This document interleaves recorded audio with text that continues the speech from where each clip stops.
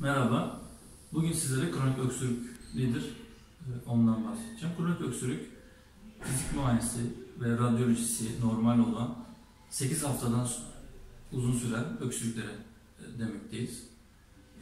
Öksürüklerin çoğu kısa sürelidir ve viral enfeksiyonlara bağlı olarak gelişir. 2-3 haftada geçer. Fakat bazen bu öksürükler daha uzun meydana gelebilir. 8 haftadan uzun süren öksürüklere kronik öksürük diyorduk. Özellikle reflü, gastroözofagel reflü, mide içeriğinin özofagsa geri kaçması sonucu meydana gelen hastalığa bağlı olarak veya sinüzit, rinit gibi postnazal akıntı meydana getiren durumlarda ve üçüncü bir hastalık olarak da aslında uzun süreli öksürük meydana gelebilir. Unutulmaması gereken bir diğer husus, kronik öksürük yapan nedenler arasında sigara içenler unutulmaması gerekiyor. Kronik bronşit, kronik öksürük yapar. Bir de ACE inhibitörü dediğimiz tansiyon düşürücü ilaçları kullananlarda öksürük yan etki olarak meydana gelebilir.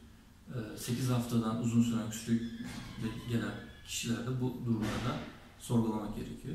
Bunların dışında tabii hastalık gelişmişse, akciğer hastalığı gelişmiş ise, akciğer kanseri, tüberküloz, enfeksiyon, bronşektazi ve diğer akciğer hastalıkları gelişmişse uzun süreli öksürük oluşabilir. Uzun süreli öksürük meydana geldiği zaman ne yapmamız gerekiyor? İlk önce bir göğüs hastalıkları hekimine gidip gerekli tetkikleri yapmak gerekiyor. Herhangi bir hastalık bulunmadığı zaman reflü ve sinüzitin tedavisini yapmak gerekiyor. Reflü tedavisine rağmen, kronik sinüzit tedavisine rağmen şikayetleriniz geçmiyorsa astım olma ihtimali var. Bu nedenle astım tedavisi uygulamak gerekiyor.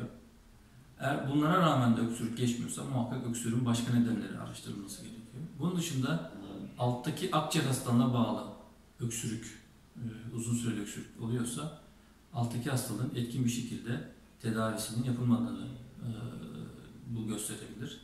O nedenle alttaki hastalığı etkin bir şekilde tedavi yapmak gerekiyor.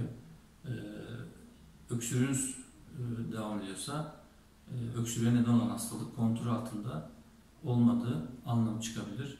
Bu nedenle göğüs hastalıkları hekimiyle veya doktorunuzla irtibat halinde olmak tedavinin önemli noktalarından bir tanesidir.